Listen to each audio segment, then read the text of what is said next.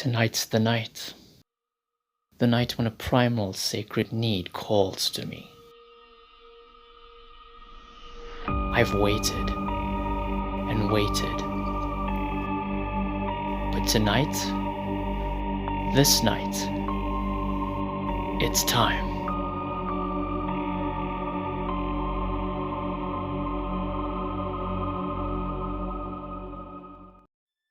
Hey guys, welcome back to the channel. Today we're going to be looking at Season 4 of Dexter. So in this season, Dexter and the Miami Metro Police are investigating a string of murders committed by the Trinity Killer. Meanwhile, Dexter is also adapting to marriage and fatherhood, making his complicated life even more complicated. So if you've watched the show, you'll know that Season 4 has a very strong reputation as being one of the best seasons in television history, with many considering it to be the peak of the show, and where it should have ended. As for me, I think it's definitely an excellent season of television. Is it the best season? No. Is it overrated? No, definitely not. It's just that I don't think it's 100% perfect, that's all. But anyway, it's a fantastic season, and we're gonna get into why.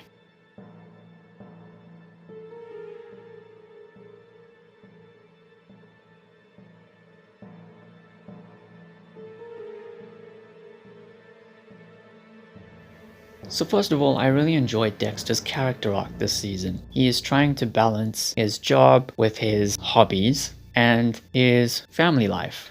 You know, he's married to Rita, they have a son named Harrison, who is also featured in the later seasons. And I hope he does return in some capacity for Dexter New Blood, the upcoming miniseries. This is what enables him to hold on to some sense of humanity, considering his homicidal tendencies. Deborah, who is now officially a police officer at the Miami Metro Police Department, is also working on the Trinity Killer case and must confront her past when an old friend reemerges. Quinn, who is introduced in Season 3, holds a grudge against Dexter for botching blood work in a case that he worked on. And he also enters a relationship with a reporter who flirtatiously grills him for information on some of his cases. And it's through all of this that we get an idea of his sense of morality as a character. Angel Batista enters a relationship that for once doesn't feel inconsequential. But let's talk about the true star of this season,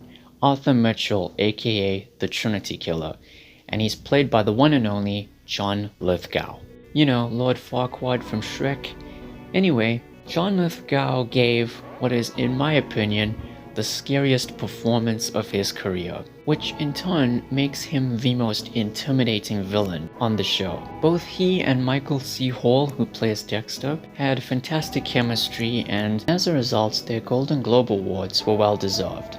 Now you might be thinking, whoa, isn't that a spoiler? You know, him being the villain? Well, technically no. Unlike the Ice Truck Killer and the Skinner, whose identities weren't revealed until late into their respective seasons, this season pretty much lets you know from the get-go that he's the main antagonist. Like, literally the first 30 seconds, if I remember. And if I recall, the opening scene of the premiere episode was actually leaked onto the internet before its premiere, because back then piracy was a big deal. You know, especially when the world was recovering from the global financial crisis. So yeah, they established from the get-go that he's the main antagonist, and I think it was the right decision. Besides, the Showtime network announced this in advance, that John Lithgow was playing the villain. The reason why he's called the Trinity Killer is because he commits 3 killings a year, with a specific MO for each killing. And his motives involve his rather tragic backstory, which I'm not going to get into, because I want you to learn it for yourself upon watching Season 4. The main reason why he works so well as a villain is because he and Dexter have a lot in common, and if there's one thing Dexter can really learn from the Trinity Killer, it's family. You know, the Trinity Killer is able to balance his family life with his desire to kill, and like I said earlier, Dexter is struggling to do so. So yeah, the Trinity Killer is a fantastic villain, and John Lithgow gave an incredible performance. The season wasn't afraid to kill off characters in bold and risky ways, and it had some shocking twists as well, and they were all very effective. And then there's the finale. It has some of the best tension, there's some interesting character interactions, and there's an ending that will definitely make your jaw drop.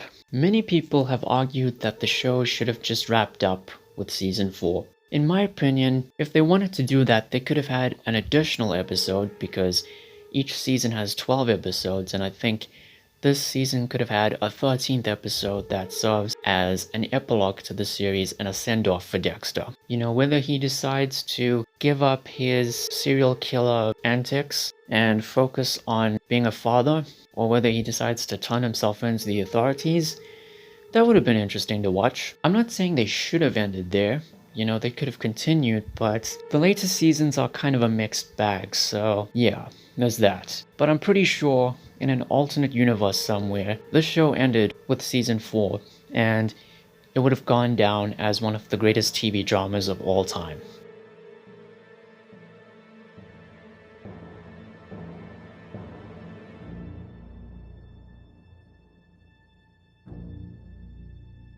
Now, my only complaint with season 4 is that at 12 episodes, it does feel a tad bit drawn out, especially towards the middle. It kind of loses its momentum around episodes 6, 7, and 8. And you can tell that the writers had done certain things just to stretch the material out to 12 episodes. But other than that, everything else is fine.